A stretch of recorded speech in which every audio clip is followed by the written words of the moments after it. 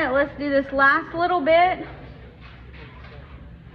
We're gonna convert this last one up here is gonna be a one-step calculation, and then these last ones are gonna be some multi-step ones so you can see how we work some of those out. So we want to calculate the amount of copper in moles, and we have 35.8 grams of pure copper. So let's start with the number that we're given, 35.8 grams of copper. Now what should we do next? Can we get from grams to moles? Yes, we can. How do we do it? Periodic table. All right. Find copper on the periodic table. It's number 29. Remember this decimal number here at the top, that's our atomic mass. So we take this number and we put grams on it, and that's how much 1 mole is. That's our molar mass. So I usually like to round these to 2 decimal places. You can use more if you want to. I just get tired of writing. So 63.55 grams copper is 1 mole copper. You can put the 1 on it or not.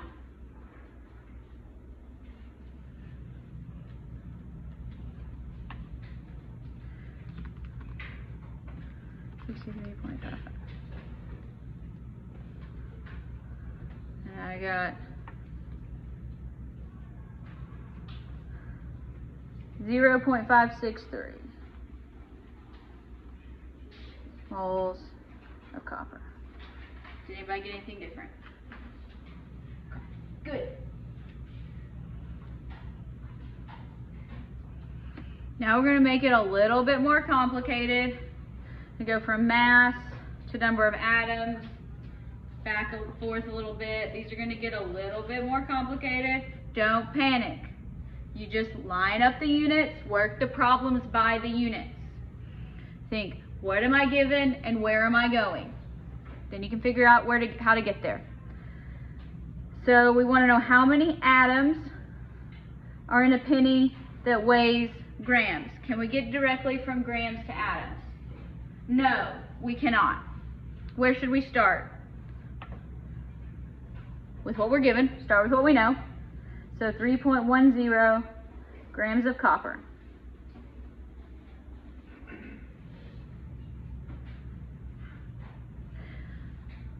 So what do we have in our toolbox that we can use? We can convert from grams to something to atoms. We can do grams to moles, and then can we get from moles to atoms? Yeah, so that's the direction I want to go. So we've already found on the periodic table. If you forgot, look again on your periodic table. It's okay, it doesn't change. Okay, so now we are at moles of copper, and we want to know how many atoms. So what number do we use to figure out how many atoms? Yes, 6.022 times 10 to the 23rd atoms.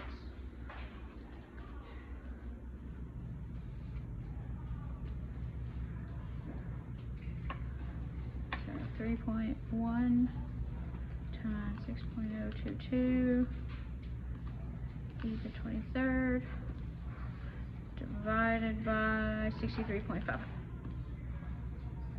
You should get a really big number. Did everybody get a really big number? Okay, good. So I'm going to take 3 significant figures on this one because I'm not writing that whole decimal. So I'm going to say 2.94 10 to the 22nd. Remember the small capital E with the number, that's your power of 10.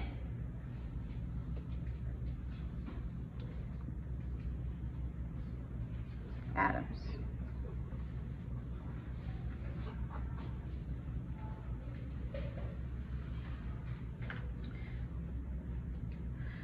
All right, this is a two-part question. So it says we have a titanium cube and it has this many atoms. First thing it wants to know is what's the mass. Then it wants us to calculate what the edge length is, and it gives us the density. So let's do the first part first. Let's find the mass. Can we get directly from atoms to mass? No, we need to go through what unit?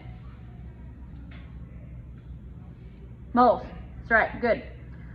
So 5.20 times 10 to the 23rd atoms of titanium.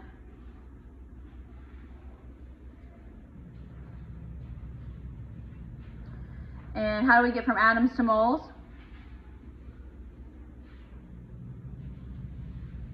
Avogadro's number. 23rd atoms. 1 mole.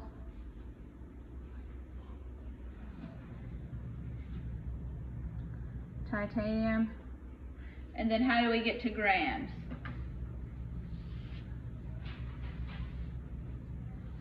We gotta look on the periodic table because I don't have that memorized. I know a lot of these, but titanium is not one. So I'm gonna use 47.87. If you want to use more, that's fine.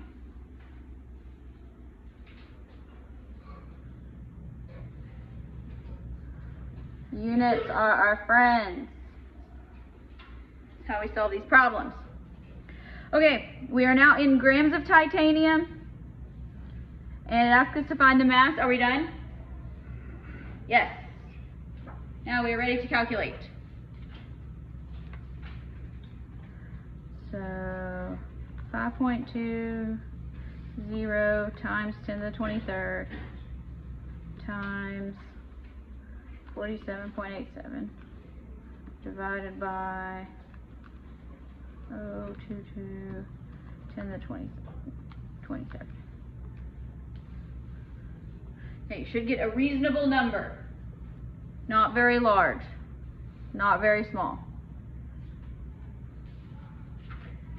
How many significant figures should we use? 3. So 41.3 grams of titanium. Now we're going to use this information. It gives us the density to find the edge length. So we're given a mass and we want to go to volume. So what should we use for that that's given in the problem? How can we get from mass to volume? We're going to use the density as the conversion factor. So let's take the answer from here, plug it on in down here, 41.3 grams of titanium.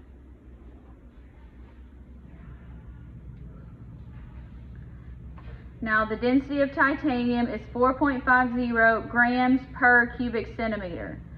So when we're writing this, we're going to put grams over cubic centimeters. So we'll rewrite it as a vertical fraction. What should go on the bottom? Grams. And then cubic centimeter. And grams gets the number. Okay, so now we know we can find the volume. So I have 41.3 divided by 4.5. Everybody okay if I round to 9.18? I'm not writing a repeating decimal. So 9.18 centimeters cubed. What do you know? It tells us the shape of this is a cube. What do you know about a cube? What does it look like? It's a box. Yes. And what about the edges of them? They're all the same. That's right.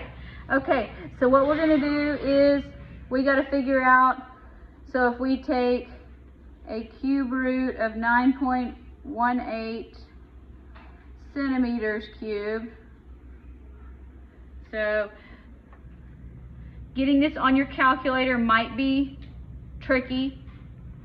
So for me to do it, I think I have to go into math, and I can do a cube root 9.18 there, and that gives us our number.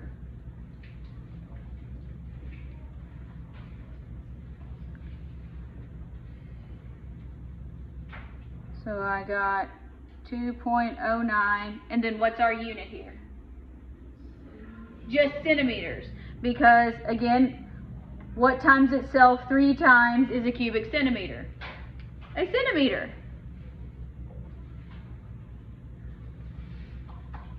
So that is the final answer for the second part.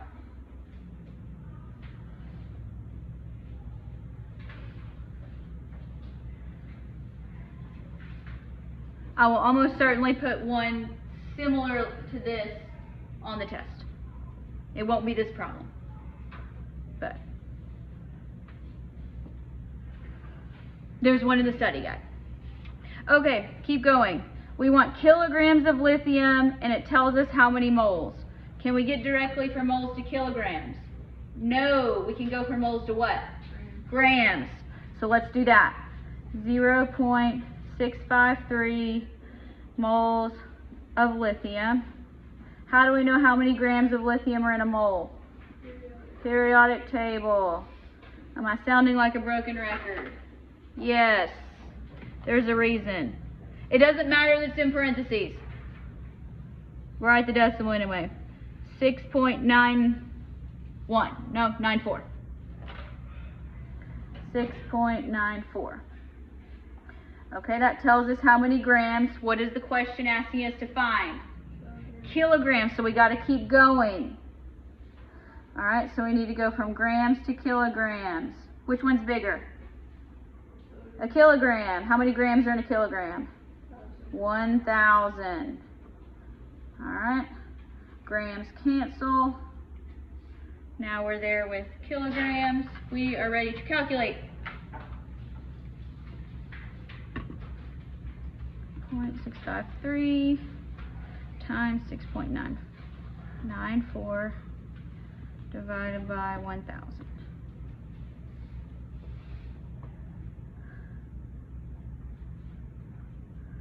All right, I'm going to use 3 significant figures here. You can write it as a decimal, or you can do scientific notation, your preference. So if you choose the decimal, 0.00453 kilograms.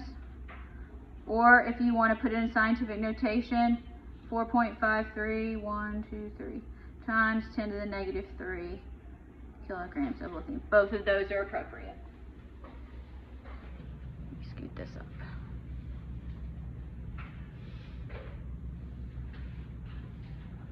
You do not have to give me both answers.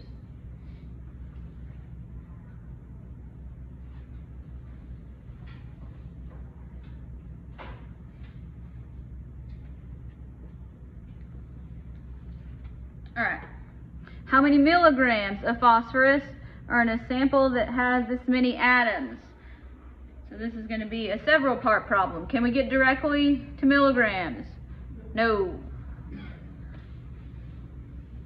It gives us 1 times 10 to the 30th phosphorus atoms.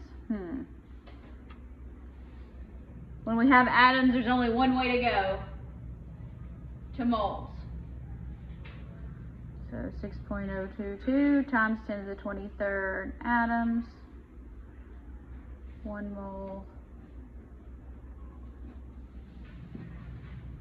Now where should we go that we're in moles? We got lots of options when you're in moles. Ultimately, here we pretty much have one. Grams. So we need our periodic table. We want moles to go away, so moles goes on the bottom. Grams goes on the top. Periodic table says phosphorus weighs 30.97 is what I'm going to use.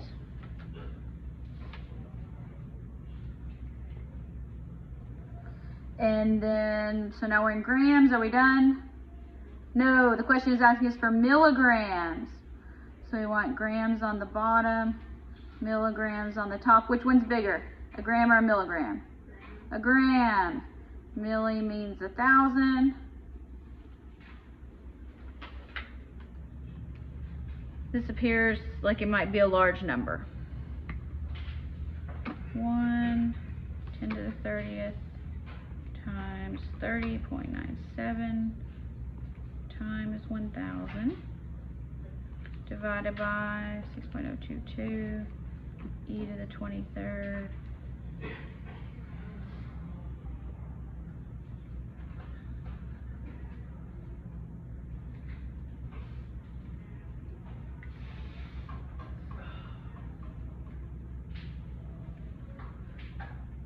Since we started out with 3 significant figures, I will end with 3 significant figures because these are all considered equalities.